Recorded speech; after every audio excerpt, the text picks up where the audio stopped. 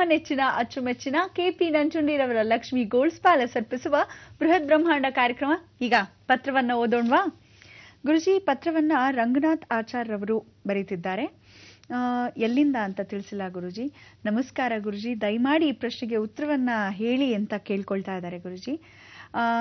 ಅವರಿಗೆ 7 ಜನ ಮಕ್ಕಳಂತೆ ಗುರುಜಿ. ಅದರಲ್ಲಿ 3 ಜನ ಹೆಣ್ಮಕ್ಳು, 4 ಜನ ಗಂಡು ಮಕ್ಕಳಂತೆ. ಅದರಲ್ಲಿ ಓರ್ವಳ ಹೆಸರು ಸವಿತಾ ಅಂತ, ಇವಳು 3ನೇವಳಂತೆ. ಹುಟ್ಟಿದ ದಿನಾಂಕ 4/6/84, ಅಮಾವಾಸ್ಯೆಯ ಶನಿವಾರದ ಸಂಜೆ 7:40 ಈಕೆ ಹುಟ್ಟಿದ್ಲಂತೆ ಗುರುಜಿ. ಅದಾದ ನಂತರ 6/7/2000 ಮಧ್ಯಾಹ್ನ 2 ಗಂಟೆಗೆ ಶನಿವಾರದಂದು ಋತುಮತಿಯಾದ್ಲು. ಅದಾದ ಸರಿಯಾಗಿ 9 ದಿನಕ್ಕೆ ಇವರ ಅಣ್ಣ ತೀರ್ ಹೋದ್ರಂತೆ ಗುರುಜಿ. ಇದೇನಾದ್ರೂ ಕಾಕತಾಳೀಯವೋ ಅಥವಾ ಇದರಿಂದ ನಮಗ್ ತೊಂದರೆ ಆಗ್ತಿದೆಯೋ ಗೊತ್ತಿಲ್ಲ. ಅವ್ರ ಅಣ್ಣ ತೀರು ಹೋದ ಆ ಒಂದು ಮನೆ ಒಳಗೇನೆ ತೀರ್ ಹೋದ್ರಂತೆ.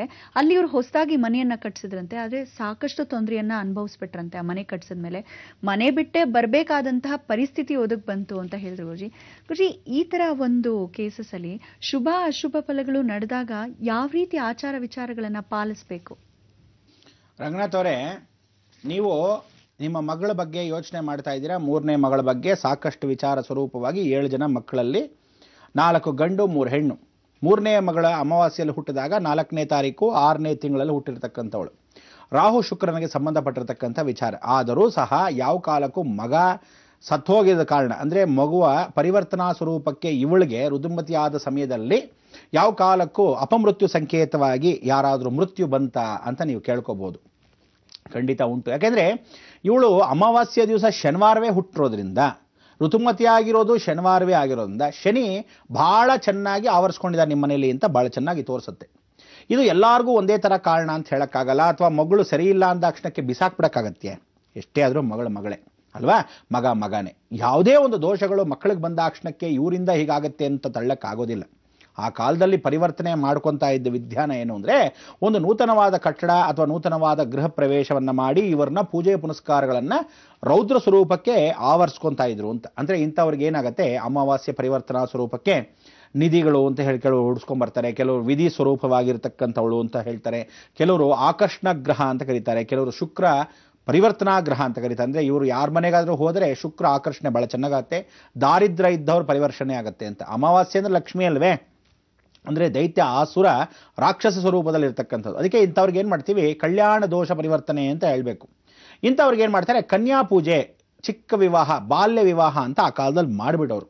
ಪ್ರಾಣಿಗಳ ಜೊತೆ ಮಾಡಿಬಿಡೋರು, ಇಲ್ಲ ದೇವತೆ ಜೊತೆಗೆ ಮಾನಸಿಕ ಪೂಜೆ ಅಂತ ಹೇಳಿ ಮಾಡಿಸ್ಬಿಡೋರು. ಅಂದರೆ ಇಂಥ ಹೆಣ್ಮಕ್ಳನ್ನ ದೋಷಗಳು ಮನೆಗೆ ಬರದೇ ಇರಲಿ ಅಂತ ಏನು ಮಾಡೋರು, ಕೃಷ್ಣ ಪರಮಾತ್ಮನ ಜೊತೆನೋ, ನೋಡಪ್ಪ ನೀನು ಕೃಷ್ಣ ಅಂತಲೇ ಅನ್ಕೊತಾ ಇರೋ, ಇವಳಿಗೆ ಮದುವೆ ಮಾಡ್ತೀನಿ. ಅಥವಾ ಪರಮೇಶ್ವರನಿಗೆ ಸ್ವರೂಪದಲ್ಲೋ ಅವನಿಗೆ ಮದುವೆ ಮಾಡ್ತೀನಿ ಅಂತಲೋ, ಅಥವಾ ರಾಮನಿಗೆ ಸ್ವರೂಪದಲ್ಲೋ ಅವನಿಗೆ ಮದುವೆ ಮಾಡ್ತೀನಿ ಅಂತಲೋ, ಮಹಾವಿಷ್ಣು ಸ್ವರೂಪದಲ್ಲೋ ಅವನಿಗೆ ಮದುವೆ ಮಾಡ್ತೀನಿ ಅಂತಲೋ, ಈ ಯಾವುದೋ ಒಂದು ಸ್ವರೂಪದಲ್ಲಿ ಮಾಡೋರು. ಆದರೆ ಸುಬ್ರಹ್ಮಣ್ಯ ಅಂಶ ಇರೋದ್ರಿಂದ ನೀವು ಈ ಮಗಳನ್ನ ಏನು ತಲೆ ಕೆಡಿಸ್ಕೊಳ್ಳದೆ ತಿರುತ್ತಣಿ ಅಂತ ಹೇಳಿದ್ದೀನಿ. ಅಂದರೆ ಇಲ್ಲಿ ಐರಾವತದ ಪರ್ತ್ಕೊಟ್ಟಾಗ ಪರಿವರ್ತನೆ ಆಗಿರೋದು ಐರಾವತ ಯಾರಿಂದ?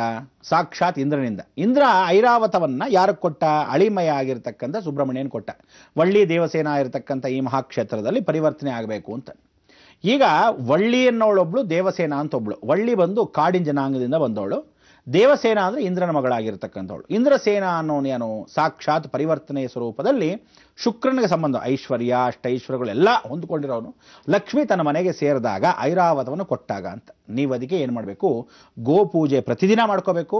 ಪರಿವರ್ತನಾ ಸ್ವರೂಪಕ್ಕೆ ಈ ಮಗಳನ್ನ ಪೂಜೆ ಪುನಸ್ಕಾರಗಳನ್ನ ಈ ಮಗಳ ಕೈಯಲ್ಲೇ ಮಾಡಿಸ್ತಾ ಶುರು ಮಾಡಬೇಕು. ಇವಳಿಗೆ ಇನ್ನೂ ಮದುವೆ ಆಗದೇ ಇರೋದ್ರಿಂದ ಇವಳಿಗೆ ಮದುವೆ ಯಾವ ಕಾಲಕ್ಕೂ ನಿಧಾನವಾಗಿದ್ರೆ ಒಳ್ಳೆಯದು ಅಂತ.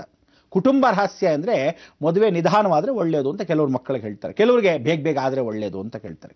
ಅದಕ್ಕೆ ಈ ಮಗಳನ್ನ ಮದುವೆ ಆಗೋವರೆಗೂ, ಅಂದರೆ ಎಲ್ಲರೂ ಬೇರೆ ಮಕ್ಕಳಿಗೆಲ್ಲ ಮದುವೆ ಆಗೋವರೆಗೂ ಇವಳನ್ನ ಯಾವ ಕಾಲಕ್ಕೂ ಹೊರಭಾಗದಲ್ಲಿ ಕಳಿಸದೆ ಪೂಜೆ ಪುನಸ್ಕಾರ ದೇವರಿಗೆ ಮೀಸಲು ಅನ್ನೋ ಥರ ಇಟ್ಬಿಡ್ಬೇಕು. ಅದಕ್ಕೆ ನೀವೇನು ಮಾಡಿ, ಇವಳನ್ನ ಯಾವುದಾದ್ರು ಒಂದು ಸಂಗೀತ ಕ್ಲಾಸ್ಗೋ, ನಾಟ್ಯ ಕ್ಲಾಸ್ಗೋ, ಅಥವಾ ವೀಣೆ ಕ್ಲಾಸ್ಗೋ, ಅಥವಾ ಯಾವುದೇ ಒಂದು ಇನ್ಸ್ಟ್ರೂಮೆಂಟಲ್ ಕ್ಲಾಸ್ಗೋ ಕಳಿಸ್ತಾ ಬನ್ನಿ. ಶುಕ್ರ ದೋಷ ತನಗೆ ತಾನೇ ಹೋಗುತ್ತೆ. ರಾಹು ಜೊತೆ ಸೇರ್ತಾ ಹೋಗ್ತಾನೆ. 4ನೇ ತಾರೀಕು ಸಂಬಂಧಪಟ್ಟಿರ್ತಕ್ಕಂಥ ಶನಿವಾರವೇ ಶನಿ ಆಗಿರೋದ್ರಿಂದ ರಾಹು ಜೊತೆ ಶನಿ ಇದ್ದಾನೆ. ರಾಹು ಜೊತೆ ಶನಿ ಇರೋದ್ರಿಂದ ಋತುಮತಿ ಆಗಿದ್ದು ಶನಿವಾರವೇ ಆಗಿರೋದ್ರಿಂದ ಶನಿ ಶುಕ್ರನ ಜೊತೆ ಸಂಬಂಧ.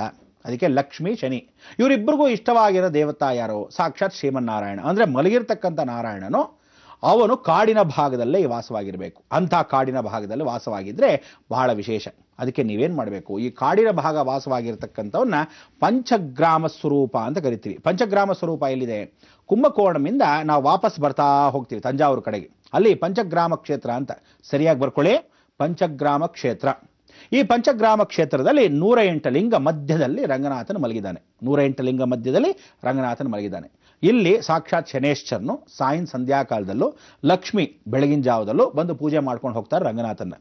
ಲಕ್ಷ್ಮೀನೂ ಆರಾಧ್ಯ ದೈವ ಆಗಿರ್ತಕ್ಕಂಥ ರಂಗನಾಥ ಏಕಸ್ವರೂಪದಲ್ಲಿ. ಇಲ್ಲಿ ಕಾಲತ್ರ ಶ್ರೀದೇವಿ ಭೂದೇವಿ ರಂಗನಾಥನ ಹತ್ರ ಸಾಧಾರಣವಾಗಿರ್ತಾಳೆ, ಲಕ್ಷ್ಮಿ ಇರ್ತಾಳೆ ಅಥವಾ ಪದ್ಮಾವತಿ ಇರ್ತಾಳೆ. ಇಲ್ಲಿ ಯಾರೂ ಇಲ್ಲ, ಒಬ್ಬಂಟಿಗನಾಗಿರ್ತಕ್ಕಂಥ ರಂಗನಾಥನು.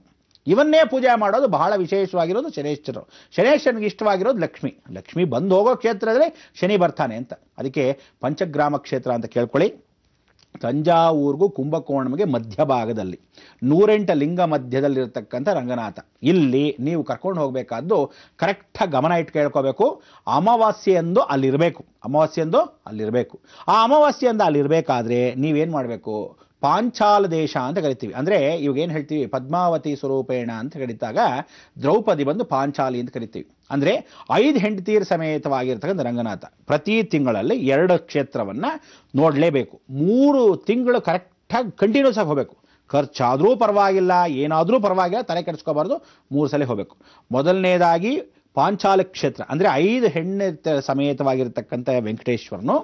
ಆಮೇಲೆ ಈ ಪಂಚಗ್ರಾಮ ಕ್ಷೇತ್ರನಾಗಿರ್ತಕ್ಕಂಥ ರಂಗನಾಥನು. ಲಕ್ಷ್ಮಿ ಬೆಳಗ್ಗೆ ಪೂಜೆ ಮಾಡ್ತಾಳೆ, ಸಾಯಂಕಾಲ ಶನೇಶ್ವರನು ಪೂಜೆ ಮಾಡ್ತಾನೆ. ಏನಿದು ಸಾಕ್ಷಿ ವರ್ಮ ಅಂದರೆ, ಸಾಯಂಕಾಲದಲ್ಲಿ ನೀವು ನೋಡಬೇಕು ರಂಗನಾಥನಿಗೆ ಅಭಿಷೇಕ ಮಾಡ್ತಾರೆ. ಆ ರಂಗನಾಥನಿಗೆ ಅಭಿಷೇಕ ಮಾಡುವಾಗ ಇಡೀ ದೇಹ ವಿಗ್ರಹ ಪೂರ್ತಿ ನೀಲಿ ಆಗ್ಬಿಡುತ್ತೆ. ಬೆಳಗ್ಗೆ ಅಭಿಷೇಕ ಮಾಡ್ತಾರೆ. ಹರ್ಷಣದಲ್ಲಿ ನಾವು ಅಭಿಷೇಕ ಮಾಡ್ತಾ ಇದ್ದಾರೆ ಅನ್ನೋ ಹಾಲಲ್ಲಿ ಅನ್ಕೋಬೇಕು ನಾವು. ಖಂಡಿತ ಹರ್ಷಣ ಮಿಶ್ರಣ ಮಾಡಲ್ಲ, ಹಾಲನ್ನೇ ಹಾಕ್ತಾರೆ. ಹಳದಿ ಆಗಿಬಿಡುತ್ತೆ ಇಡೀ ರಂಗನಾಥನ ವಿಗ್ರಹ. ಇದೆರಡೂ ಕಣ್ಣು ತುಂಬ ನೋಡಬೇಕು. ಆಗ ಹಳದಿ ಆಗ್ತಾ ಇದೆ ಅಂದರೆ ಲಕ್ಷ್ಮಿ ಸ್ವತಃ ಆವರಿಸ್ಕೊಂಡ್ಬಿಟ್ಟಿದ್ದಾಳೆ. ಸಾಯಂಕಾಲ ಅದೇ ಹಾಲನ್ನು ಅದೇ ರಂಗನಾಥನಿಗೆ ಹಾಕಿದಾಗ ನೀವು ನೋಡ್ಬೋದು ನೀಲಿ ಆಗಿಬಿಡುತ್ತೆ. ಹಳದಿ ನೀಲಿ ಎರಡೂ ಬಣ್ಣಗಳನ್ನು ಶುಕ್ರ ಮತ್ತು ಶನೇಶ್ವರನಿಗೆ ಸಂಬಂಧಪೂರ್ವಕವಾಗಿ ನೋಡೋದ್ರಿಂದ ಈ ಕ್ಷೇತ್ರದ ಮಹಿಮೆ ಸಾಕಷ್ಟು ವಿಚಾರಪೂರ್ವಕವಾಗಿರೋದ್ರಿಂದ ನೀವು ಮಾಡಬೇಕಾದೇನು ಅಂದರೆ ತಿರುಚೇರೆಗೆ ಹೋಗಬೇಕು. ಕುಂಭಕೋಣಂಗೆ ಪ್ರತಿ ಅಮಾವಾಸ್ಯೆ ಜ್ಞಾಪಕ ಇಟ್ಕೋಬೇಕು. ಅಮಾವಾಸ್ಯೆ ಹಿಂದಿನ ದಿವಸ ಹೋಗಿ ತಿರುಚೇರೈ ಗ್ರಾಮದಲ್ಲಿ ಆ ಪಾಂಚಾಲ ಕ್ಷೇತ್ರ ಅಂದರೆ 5 ಹೆಂಡತಿಯರ ಸಮೇತ ವೆಂಕಟೇಶ್ವರ ತಿರುಚೇರೈ ಅಂತಿದೆ. ಅಲ್ಲಿ ಸಾರಂಗನಾಯಕ ಅಂತ ಪ್ರಾರ್ಥನೆ ಮಾಡ್ಕೊಳ್ಳಿ. ತದನಂತರ ಅಲ್ಲಿಂದ ನೇರವಾಗಿ ವಾಪಸ್ ಬರಬೇಕು. ಈ ಪಂಚಗ್ರಾಮ ಕ್ಷೇತ್ರಕ್ಕೆ ಬರಬೇಕು. 108 ಲಿಂಗದ ಮಧ್ಯದಲ್ಲಿ ರಂಗನಾಥನಿದ್ದಾನೆ. ಎರಡನ್ನೂ ಸ್ಮರಣೆ ಮಾಡ್ಕೊಳ್ಳಿ. ಖಂಡಿತವಾಗ್ಲೂ ನಿಮ್ಮ ಮಗಳಿಗೆ ಇರತಕ್ಕಂಥ ದೋಷಗಳು ಯಾವುದೇ ಕಾರಣಕ್ಕೂ ಯಾರನ್ನೂ ಕೇಳದೆ ತನಗೆ ತಾನಾಗೇ ಹೊಟ್ಟೋಗುತ್ತೆ. ನಿಮ್ಮ ಮಗಳಿಂದ ಯಾವ ಕಾಲಕ್ಕೂ ನಿಮ್ಮ ದೊಡ್ಡ ಮಗ ಹೋಗಿರತಕ್ಕಂಥದ್ದಾಗಲಿ, ಅಣ್ಣ ಹೊಟ್ಟೋದಂಥ ಮಗಳಿಂದ ಅಣ್ಣ ಹೋಗಿರೋದಾಗಲಿ ಖಂಡಿತ ಸಾಧ್ಯವಿಲ್ಲ, ಆಗೋದು ಇಲ್ಲ. ತಲೆ ಕೆಡಿಸ್ಕೋಬೇಡಿ, ಅದಕ್ಕೂ ಇದಕ್ಕೂ ಸಂಬಂಧವಿಲ್ಲ.